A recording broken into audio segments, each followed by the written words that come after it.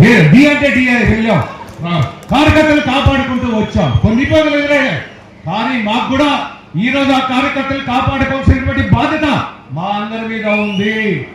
కార్యకర్తలు కాపాడుకోకపోతే మనమే ఇబ్బంది పడతాం.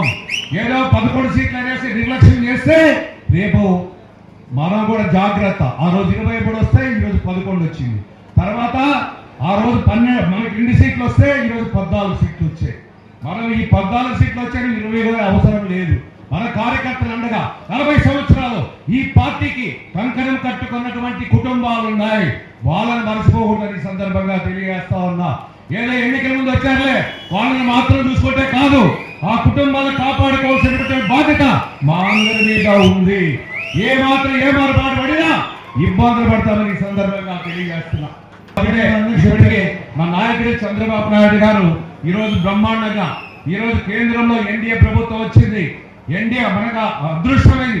ఇక్కడ మనం గెలిచాం, అక్కడ బీజేపీ వచ్చింది. అదేవిధంగా జనసేన 3 పార్టీల కలయికతో ఈ రోజు ఈ ప్రభుత్వాన్ని నడుపుతూ ఉన్నాం. అదేవిధంగా మోదీ యొక్క సహాయ సహకారాలు మనకు ఉన్నాయి. కాబట్టి ఈ రోజు ఇబ్బంది పడుతున్నా ఆర్థికంగా అక్కడ నుండి కూడా కొంత వెసులుబాటు ఉంది. కాబట్టి మనం ముందుకు వెళ్తా ఉన్నాం. ఇవన్నీ కూడా దృష్టిలో పెట్టుకున్నాం.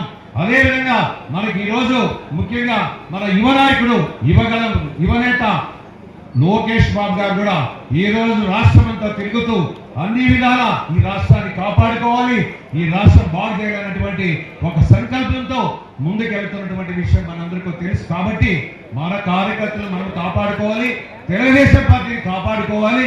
తెలుగుదేశం పార్టీ నాయకులు కార్యకర్తలు అప్రమత్తంగా ఉండాలి.